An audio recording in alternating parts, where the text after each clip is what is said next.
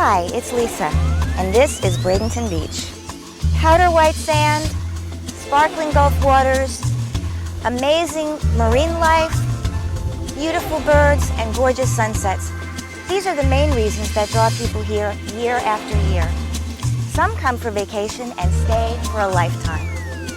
There's a variety of accommodations here, from quaint little beach cottages to full-service resorts. What you won't find are high-rises. The structures here are limited in height to no more than 3 stories. In 1950, on or around there, when they built the Martinique, which is the only high-rise on the island, it's only 8 stories high, all 3 cities got together and did a moratorium on high-rises. They didn't want our island to look like Miami.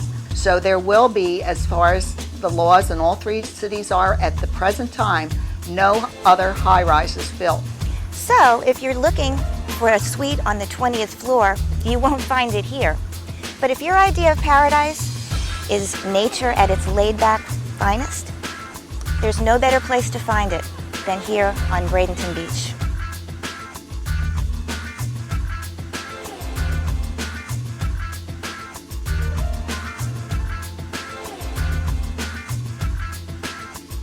In the beginning, the only way to get to Bradenton Beach was by boat. So people from St. Petersburg, Tampa, and Clearwater actually used to make day trips just to spend the weekend here. They were lucky if they arrived by sundown.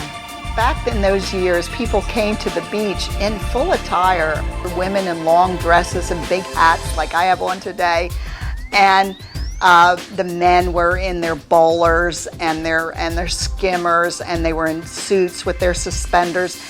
When they did change, of course, they changed into the old-fashioned bathing suits to spend the day on the beach. The other 2 communities, Holmes Beach and Anna Maria, lie to the north. To the south of Bradenton Beach is Coquina Beach, and while it's not a community per se, it boasts the same beautiful sand and sea and plenty of shells for which it was named. Coquina is separated from Longboat Key by Longboat Pass, but we'll come back to that in a minute.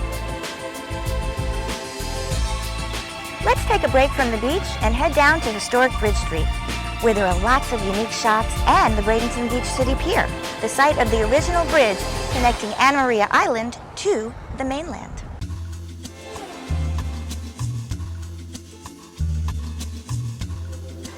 One of the coolest features of Bradenton Beach in respect to the entire island is that it's the narrowest part of the island. So as you stroll along the main thoroughfare, you can peek down the numbered streets. You'll see there are only 5 or 6 Key West-style cottages, all draped in tropical foliage, and each street ends at the bay. Turn around and see the beach. When you're strolling the streets of Bradenton Beach, you'll come to a circle, and that's where Bridge Street meets Gulf Drive. On the left there, after the bridge was built in 1922, they built a huge pavilion. It was a dance hall, it was a bathhouse, it was all kinds of fun things went on there. And people came from the mainland to go to the Gulf of Mexico. And of course the bridge facilitated that for them, because prior to that, the only way to get to the island was by steamship. And so many of those larger steamships came in to Anna Maria, and they had to bring merchandise and things down to Bradenton Beach, obviously on horse and wagon, because there were no cars or trucks on the island. If there weren't many. They would have had to be barged over. Unfortunately, the pavilion did burn down in 1929. It was an all-wooden structure. I'm sure it didn't take long to burn down. Behind me is where the Bradenton Beach Pavilion stood. In 1929, it did burn down, and guess what? That wasn't the first time. The first pavilion was built and opened in the spring of 1922.